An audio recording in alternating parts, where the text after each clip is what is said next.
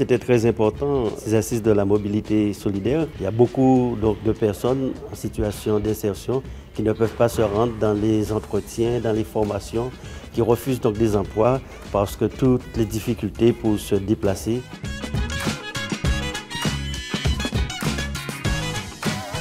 Le but de ces assises, c'est de fédérer tous les acteurs autour d'ateliers de travail, autour d'un diagnostic qui a été porté par une association guadeloupéenne, SOS Solidarities, qui est basée à Moule et qui porte déjà une auto-école solidaire sur ce territoire, de manière à avoir les compétences, la vision sur l'état actuel de la mobilité en Guadeloupe. Nous avons répondu à un appel à projet lancé par les services de l'État et le conseil départemental.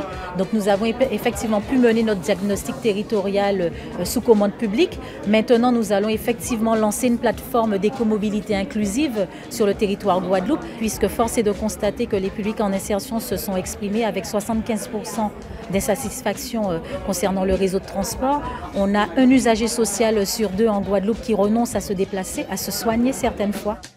Nous, ce qu'on voudrait avoir, c'est plus de mobilité, comme a dit Madame Lautric, parce qu'il y a beaucoup de difficultés pour nos déplacements. Là où j'habite, à la campagne, ce n'est pas facile pour moi de trouver le bus. Il y a toujours beaucoup de financement, c'est comme les transports et la mobilité.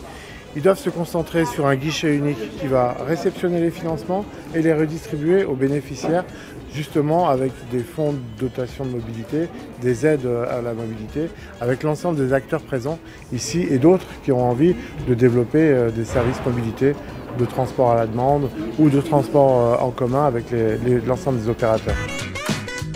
On va lancer un appel à projet qui va être doté de plus d'1 million d'euros à partir de ce jour et il sera disponible sur le site de la préfecture comme du conseil départemental de manière à sélectionner les projets qui vont nous sembler les plus porteurs, les plus innovants et les plus au bénéfice évidemment de nos populations et notamment de nos populations en insertion.